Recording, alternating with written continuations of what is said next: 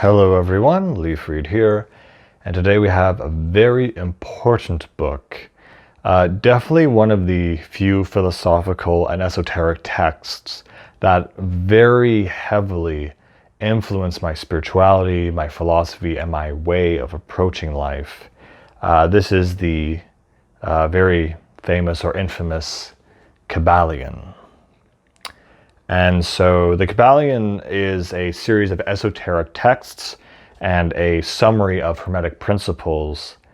And I think somehow it's related to Kabbalism, I think. I think Kabbalism either borrowed from this or this borrowed from it. Either way, I have no idea what this symbol on the front means. Maybe I didn't read the book close enough, but I don't know what that is. Hermetic philosophy. And so I think it's important to note that this book was reviewed or restructured or rewritten in the 19th century. So there's a lot of concepts in here and a lot of writing in here that is very obviously modern. And it's funny because if you look up the Emerald Hamlet of Hermes Trismegistus, it only lists maybe 2 or 3 of the principles very clearly. So this is a much more refined, modern version of those principles. At least that's how it reads to me. So who is or was Hermes Trismegistus? Hermes Trismegistus is, or simply Hermes, the surname Trismegistus being more of a title, which means thrice great. So 3 times, whatever, amazing. So Hermes was a sage, a philosopher, and an alchemist, if I'm getting that right, in the land of Kemet, or as we know today, Egypt. And there's some, I'm trying to remember that Kemet meant the black land, and it was due to, I think, certain minerals or stones that were found there and its heat. And I believe that Kemet is the root word for alchemy, and of course that's the root for chemistry, which is modern whatever. And so this book kind of goes, I'm not sure it actually goes into that, but there's a bit of history between alchemy and chemistry. Alchemy was the same thing. It was a bunch of guys with vases and vials, and they were pouring substances into each other and trying to figure out, hey, what's happening. So they were basically scientists, but they just didn't have the scientific method. And it's so weird to think that, you have all the right equipment, then you just have to use it properly. But when I believe it was Descartes who invented and discovered the scientific method, it wasn't really until then that we actually got results, because the scientific method was, as I understand it, very basically, you do the same thing over and over and over again, expecting the same result. It's basically insanity. And you take note and jot down. And so if every single time in every scenario the match strikes the substance it lights, you note that and you can make your conclusions. And there's a whole process to doing this. And so what would happen is, someone would make a discovery with a certain substance, but it was an isolated event, or they didn't, note down exactly why it made that reaction. The ability to control pressure and moisture and all these other elements in the environment, and control groups and controlled environments would not come until certain technologies were available in the late 1600s and 1700s. But anyway, that's kind of like what alchemy kind of was. And we kind of think it's turning lead into gold. That was the whole point of it, right? To just turn a substance into another substance. One's a metal, the other one's a metal. It should be very easy. And so it's interesting that that certainly is part of what they were trying to do on a physical level, but on a metaphysical, spiritual level, it's almost like that transformation from lead to gold was also a metaphor.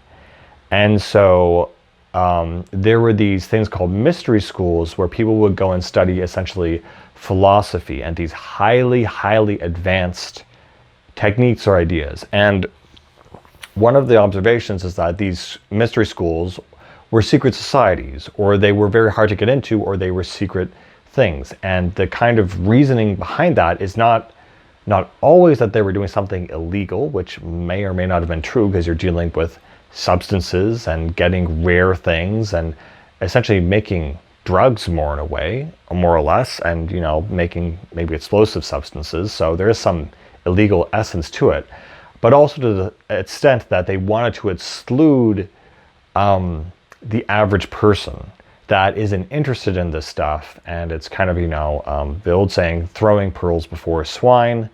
It feels very disparaging to pour out this esoteric wisdom for the person right outside, and for them to kind of shrug and say, oh, I don't care. Or for someone to say, oh, let me learn, and then they're not actually there to learn. They're there for some other reason because the teacher's hot. I don't know. But anyway, that's kind of a whole separate history and is not really in this book at all.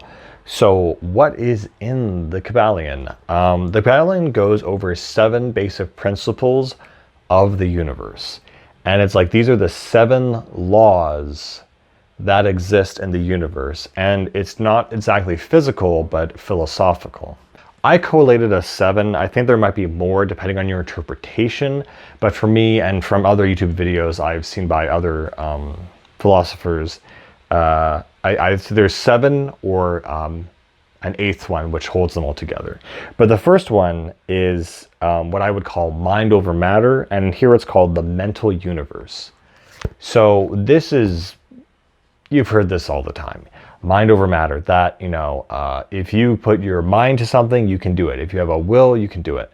So this is a 3000 BC Egyptian scholar saying the exact same thing. So, but he's saying it in a way that, means the physical universe does not exist without our minds perceiving it, which is exactly what the CIA researched and concluded in the 1980s, or at least in their research papers around transcendental meditation and the gateway process. It's not like they can actually test that, but it's what they theorized. It's like, okay. So yeah, the idea is that the world is made up of ideas. You have the natural world, but then you have things like this, table, this camera, this, this shirt I'm wearing. Someone had to think to make something out of those materials and to make that thing. And then someone had to think, oh, I can sell that. And so nothing happens in our world unless someone thinks about it. And it's a question of, where do our thoughts come from? And if we can control where our thoughts come from and channel into a higher source, then we can project purer, more beautiful, and divine thoughts. And we can turn ourselves from lead into gold through our mind. And this is where it gets in the sort of comedic area of delusion, where you can say, if I think I'm the king of Uganda or something, and I go about believing that, does it make it real? And it's a very interesting kind of question. And that sort of comical question, taken in a serious context, is really only tackled in the book Don Quixote. That's the only one that comes to mind, where a man is so deluded, but he actually lives out his delusions. How far does he get with them, and how healthy is it? And well, it's obviously not very healthy. It's not very productive. So yeah, I think I'll just go through the rest of the principles, but these are very, I think, very direct, very good ways, I think, to mind hack yourself in a certain way, or gaslight yourself in a certain way. I think I really should do a series of philosophical books as a series, that you read them to get the full understanding of the best types of philosophy that you can get. So I think if you were to read anything before this, I would read Marcus Aurelius' Meditations, simply because Stoicism and Marcus's philosophy of Stoicism and his take on it, the basic principle of that is that you can, it's nothing super metaphysical. It's just like you shape your own ideas. Like the tapestry of your mind is colored by your thoughts. And it's just like, yes, you have a choice what to believe and what to believe about yourself and what you perceive about others and yourself. You have the ability to change your own mind. And so I think that's the problem. People might read philosophy, but it's like, oh, that's interesting, but I'm not actually going to change my mind about it. And if you don't start with Stoicism, or you're not of that ilk, you need to read it to understand this isn't just stuff that's interesting to read. This is stuff that is useful if you put it into practice. And because your mind is able to be shifted and changed. And this is kind of backed up by, there's a neuroscientist, and he did this, I want to say, YouTube video, and he talked about belief structure versus the structure of the brain. And and I don't want to get too into it, but he was basically saying highly developed left brain people have massive difficulty integrating new belief systems. They have a very structured, segmented, latticed kind of view of the world, and it's very difficult for them to change. Heavily right brain people are very open to new ideas and creativity and newness, but of course that means, so while the left brain people might not change at all and be stubborn and stupid, the right brain people are more easily manipulated because they can be given information that sounds really good. They want to believe it, but it's not actually true. And so hopefully, we're balanced people, and yeah, but of course there's always the two extremes. If you're a right brain person, hyper right brain person, you're probably going to fall for the phone scams, I guess, is the conclusion. Again, I'm kind of going on from my knowledge rather than just what it's in here. So the first one is mind over matter. The second one is as above, so below. This is a very classic old thing. It's even on the original emerald tablet. And as above, so below is the idea that what we have in everything in our universe is kind of has a reflection, or we are a reflection of another universe, which really lines up with hologram theory. And that's kind of just interesting, I guess, that they kind of had that idea already. Things that there's a different world or universe out there that is a reflection of this one. And I think the idea is that we can, what we do here affects that other place. So that's more philosophical. That's not actually practical. So let's get to something practical, right? Vibration. And I think Tesla said this, that the world is, because people were losing their minds over light, that it's supposed to be a wave, but also acts like a particle because it can be bent and twisted and sucked into black holes. Like this is not fitting in with the rest of the cosmic world. And Tesla said, if you want to understand the universe, you have to think in terms of vibration, frequency, and waves. I think it was vibration, frequency, and waves. I think that was it. And so it's kind of like the idea that all matter, all forms of matter, even waves like light, they're all the same thing. It's just what frequency they vibrate at is the idea. And so the vibration is kind of about the idea that everything in the universe reacts to vibration. So it's I guess the practical implementation here is that if you project good things, you get good things. If you see good in people, they become good. It's literally the power of positive thinking. It's in every religion ever. But it's here again, and it's just said in a slightly different way. Polarity is very interesting. It's the idea that all qualities exist within a spectrum. And this is very practical in the human personal development category, where, how do I say this? Or so for example, the opposite of hot is cold. And it's just a matter of changing the degree that everything, everything works in relative degrees. The qualities of the world work in relative degrees. So if you want to change something, you just change the temperature. You go, so hot and cold are the same quality. They're just two opposite ends of that quality, which would be temperature or temperament. And you just alter that. And so in the personal space, let's say that you have a drinking problem or something.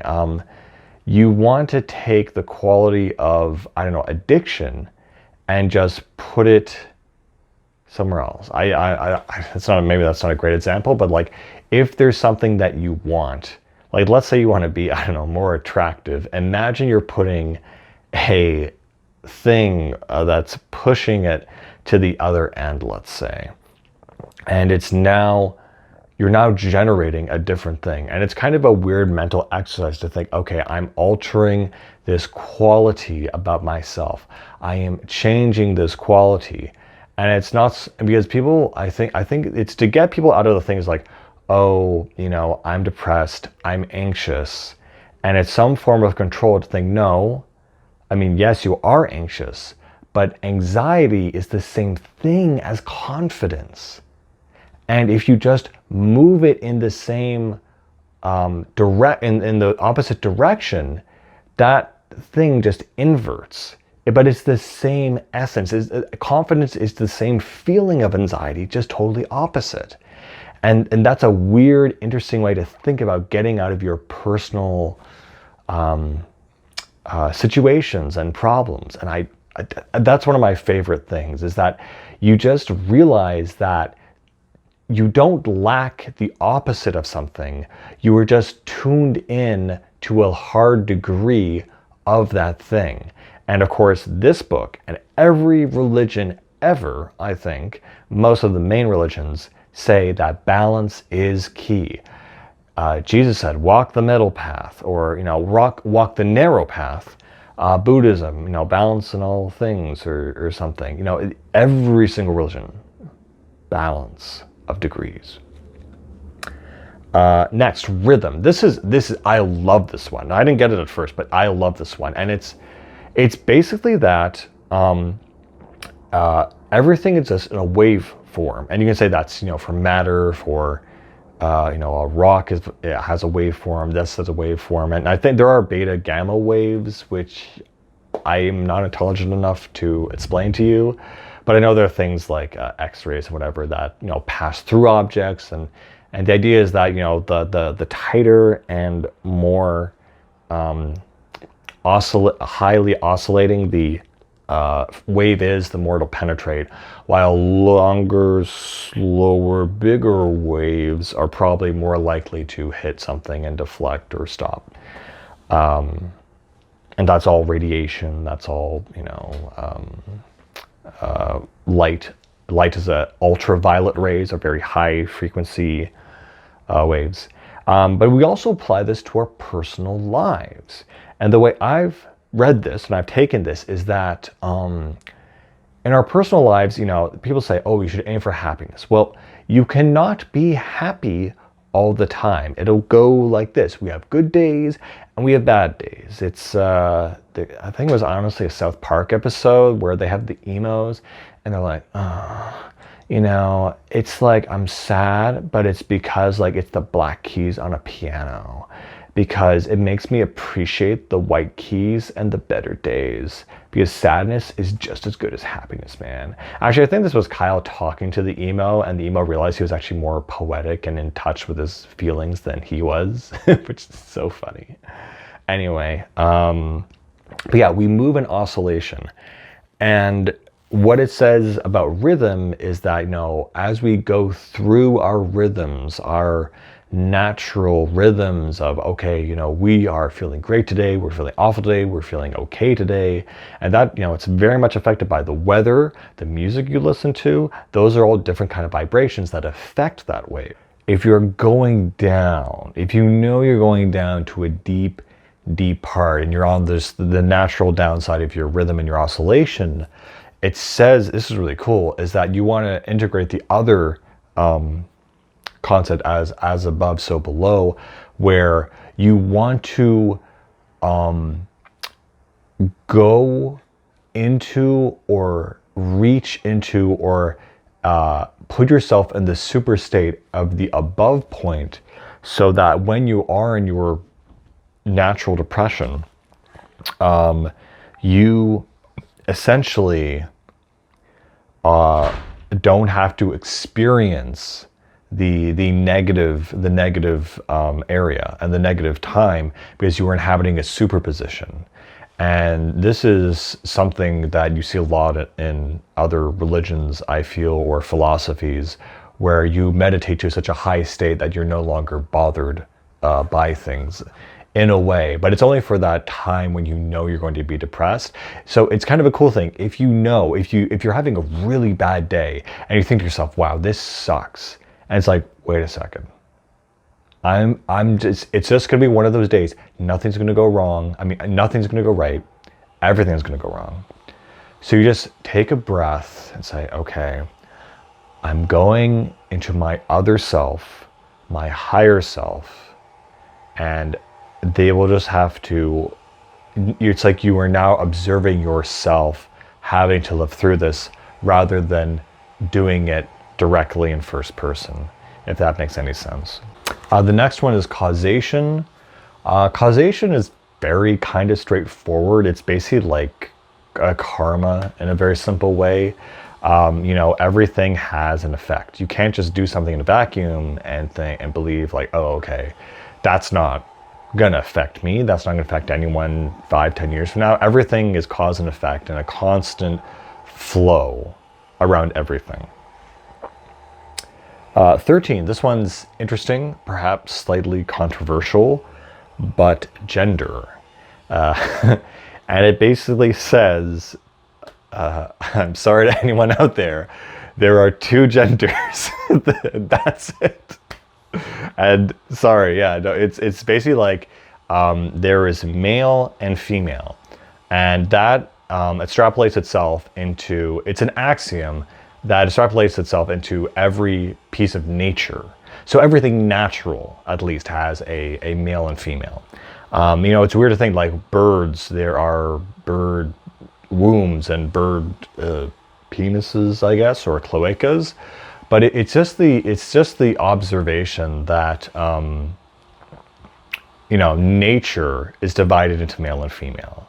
There are obviously exceptions like plants. Plants are like, they don't have a gender. I think they are just like, they have a different cell structure and they I guess reproduce without mating. There's certain bacteria that also do the same thing. But as outside from that, what it's saying is gender also exists. The male and female also exists in energy. That there's of course male and female energy, and of course you can understand this. There are very boyish girls and girlish boys, but it's more so. It's the kind of thoughts we have and the way we express them, but it's also more so. Okay, the best way I can explain this like this. When we are receiving, if we are passive and watching a movie, we are receiving information and it's flowing into us. That's feminine thought energy. That something is flowing into us and we are receiving this energy. And then when we are projecting energy outwards or a thought outwards, like if we have an opinion and we want to say something, that's a negative process in the mind that projects that energy outwards. And you need both. You need both to work in this kind of sync, in this machine where you're constantly receiving and projecting information. And of course, the key is to have a balance of both. And it's a fascinating idea, because what happens in the mind when you've received information and you generate information from that information, the male and female conjoin and they create this new idea. They create new life. They create new concepts together in your mind in this magical cycle and motion of ideas. And that's really what that's talking about. It's that everything has a receiving and a giving, a taking and a doing, and they kind of, everything flows, or you can say everything that flows in a gendered style. And it's actually very easy to read. It's a very nice book. This is a very, very good book, very important. And what I like about it, or what I guess the secularists would like about it, is it doesn't lean toward any religion, but at the same time, it's not a religion within itself, because religions, I've realized, usually are stories about people, and those people act as identifiers. Jesus is not Buddha. Buddha is not Jesus. Those are not the same person. Some people can make an argument they might be, but it's like those are separate things. While this kind of mystery school is the concepts without a specific story or a specific bias. So this is like a book of psychological tools that you can use to see the world without having a particular imposition and bias or mission statement towards it, if that makes sense. So you can just take this and apply it to Buddhism or Christianity or whatever you want, or your normal life. Oh my God, okay, I actually opened the book to one of my favorite passages, because this is the one thing that Hermes could not answer, and this is the one question that every religion struggles with. Still, the legends have it that Hermes the Great, when asked this question, and the question was, why are we here, basically? Why are we forced to suffer? What is the point of all of this? This is how we get through the world, but why? When asked this question by his advanced students, answered them by pressing his lips tightly together and not saying a word, indicating there was no answer. But then he may have intended to apply the axiom of philosophy that the lips of wisdom are closed except to the ears of understanding, believing that even his advanced students did not possess the understanding which entitled them to this teaching. At any rate, if Hermes possessed this secret, he failed to impart it, and so far as the world is concerned, the lips of Hermes are closed regarding it. And where the great Hermes hesitated to speak, what mortal may dare to teach? So it's basically, like Hermes did not have the meaning of life. He did not have the why are we here. And I don't want to go too much off on a tangent, but it's kind of like, the way I see it is that, a candle burning in the day is whatever. But a candle that burns in the darkness is brighter than every light around it. And we don't get to value the things we have unless they're taken away or unless we suffer. And it's a weird thing that because we take so much for granted, especially in the modern age where we have everything to our liking, we're still miserable. And it's a weird thing. It's like, well, why am I suffering? Well, what if we took this all away? Well, why do I have to have the perception of it being taken away for me to even appreciate it in the first place? And maybe that's a question we need to ask ourselves. So this is what I just want to go back to gender. Gender is everything. Everything has its masculine and feminine principles. Gender manifests on all planes. And it says here, it is definitely gender and not sex. The word gender is derived from the Latin root meaning to beget, to procreate, to generate, to create and produce. A moment's consideration will show you that the word has a much broader and more general meaning than the term sex. The latter referring to the physical distinctions between male and female living things. Sex is merely a manifestation of gender on a certain plane of the great physical plane, the plane of organic life. We wish to impress this distinction upon your minds, for the reason that certain writers who have acquired a smattering of the Hermetic philosophy have sought to identify this seventh Hermetic principle with wild and fanciful and often reprehensible theories and teachings regarding sex. And so in a way, I think this might relate to, again, the as above, so below. You'll see the images or the symbols used for that usually is the masculine arrow pointing upward and the feminine downward triangle or cup aiming downward. And it's like, these are the energies that are flowing through our reality that we are or are not aware of. And it's when they intersect and match where new things happen, new things occur, new ideas, new accidents, thoughts, etc. I think I heard a talk once about essentially how they talk about phallic symbology, and he's like, well, some people say, the obelisk is a phallic object. It's like, well, anything, and he's kind of like, well, technically anything can be a phallic object. I mean, like technically anything can have a masculine tone to it. You will see this in architecture of skyscrapers going up to the sky. Anything that is, again, going outwards or protruding or manifesting in a projecting sense. While the feminine is more receiving and usually more circular and orb-shaped. It's why we call it Mother Earth. I'm not surprised we call it Mother Earth and not Father Earth, because it's circular, it's round, it's our home, and it nurtures us. And I think about architecture. You think about nature. The womb is round. Women tend to have more curves than men who are more angular. And it's just, it's how that energy manifests, at least on the physical plane. Oh yeah, and so they also apply this to the left-right brain, theories, which is that, one kind of area of your brain is responsible for, math and whatever, and the other one is more creative and outgoing, whatever.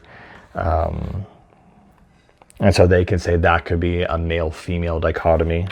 The masculine principle of mind corresponds to the so-called objective mind, conscious mind, voluntary mind, active mind. The feminine corresponds to subjective mind, subconscious mind, involuntary mind, passive mind. Oh yeah, this is where we're going into the receiving and projecting. So this is where that comes in. But if you will think of the matter in the light of the Hermetic teachings, you will be able to see that the energizing of the feminine principle by the vibrationary energy of the masculine principle is in accordance to the universal laws of nature, and that the actual world affords countless analogies whereby the principle may be understood.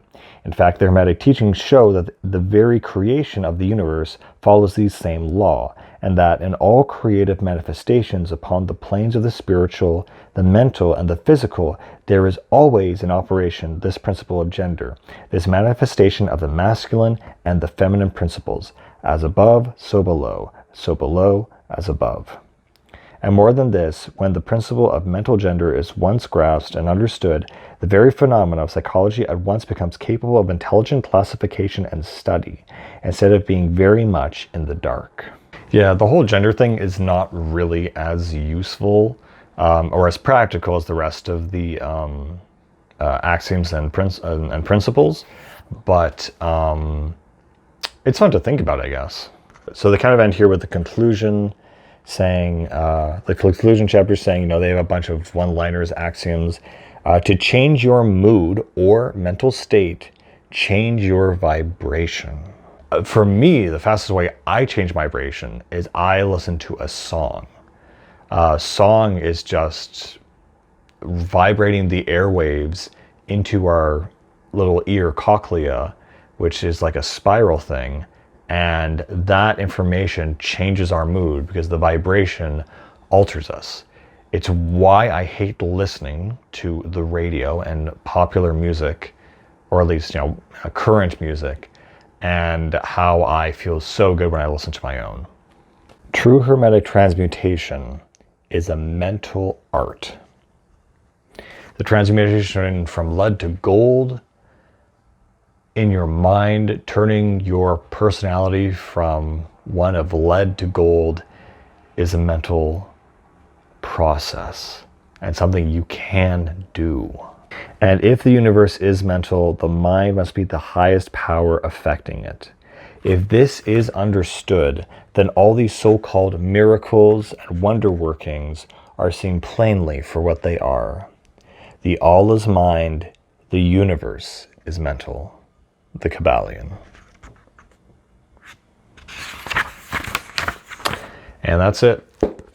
So, great book. Highly recommended. This is a easy to understand, high core philosophy. If you want to get into this stuff, this is great. And again, you can apply it to anything. I love this. I don't think it has any weird satanic or evil stuff in it. It's just like, this is a way to clear your mind and clearly see the universe. And I love it. Anyway, as always, guys, I'll see you later, and always keep reading.